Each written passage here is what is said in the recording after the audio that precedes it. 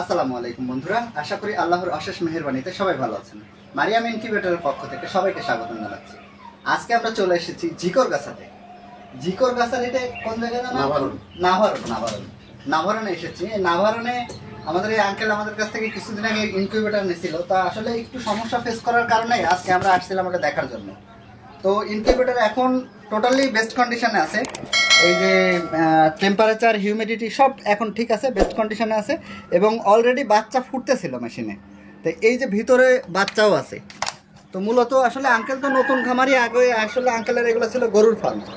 তো এই যে ডিম থেকে বাচ্চা ফুটতেছে, তো এগুলো আটকাই দিই, ফুটতেছে থাকুক এগুলো।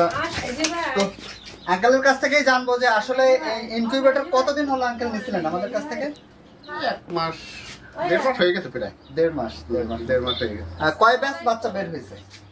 আমার ধরেন এইটা দিয়ে কোয়েলের ডিম দিয়ে 5-6 ব্যাচ। 5 ব্যাচ চলছে। ও আচ্ছা আচ্ছা, তাহলে হচ্ছে 5 ব্যাচে আপনার মানে 5 ব্যাচ বলতে আমি তো আপনার ওই ডিম দেই হলো 3 দিন 4 দিন পর পর দেই তো।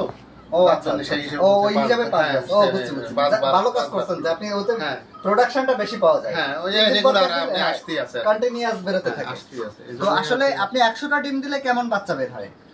100টা দিলে আপনার ধরেন আমি ওই বাবা ডিম তো আমি বাঁচতে পারি না। এই যে আজকে আঙ্কেলের বাবা শিখালাম যে কিভাবে বাবা ডিমটা ধরেন যা পাইছিলেন সেটা বলেন, আমরা বুঝতে পারবো। আমি ধরেন এই বাবা ডিম বাঁচিনি তো আমি 80টা পর্যন্ত পাইছি। 100টা ডিমে 80টা, মানে তার মানে বাবা আমি যে পরিমাণ দেখলাম যে আঙ্কেলের এক ট্রেতে বাবা আছে প্রায় 15-16টা 20টা মতো।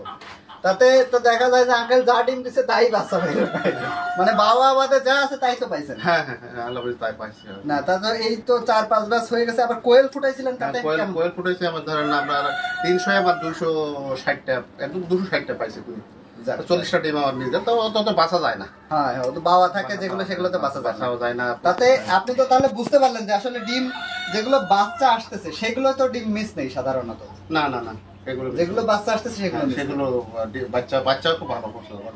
তো বাচ্চারা আগে আমরা হাতে কুটি মুটি বের করতে তো মেশিন, এখন ম্যানুয়াল মেশিন ছিল আগে আঙ্কেল। তো অটো মেশিন আঙ্কেল আমাদের মেশিন চালাতে সুবিধা আছে নাকি অসুবিধা? না, সুবিধা বলতে আপনার ধরেন হাত ধোয়া লাগে না, আমার ওইখানে ডিমটা জ্বালাবাই দিই। মানে আপনার কোনো কাজ করতে না, খালি আপনি ডিম দিয়ে দেবো, পানি দেবো, এই কাজ। ও আচ্ছা, মানে জাস্ট প্লাগ দিচ্ছেন, লাইনটা দিলেন, ডিম দিলেন আর পানি দিলেন, শেষ। আর দেখো যে লাইন ঠিক মতো পাচ্ছে টাছে কিনা, এই আর তো কোনো কাজ করা না। তাহলে যারা নতুন নিতে চায় তারা কি এই মেশিন নিলে ভালো করতে পারবে? মানে ভালো করতে পারবে। কারণ আপনি তো আগে ম্যানুয়াল মেশিন ব্যবহার করছেন, আপনি তো দেখছেন যে ওতে কত ধরনের ঝামেলা অনেক ঝামেলা।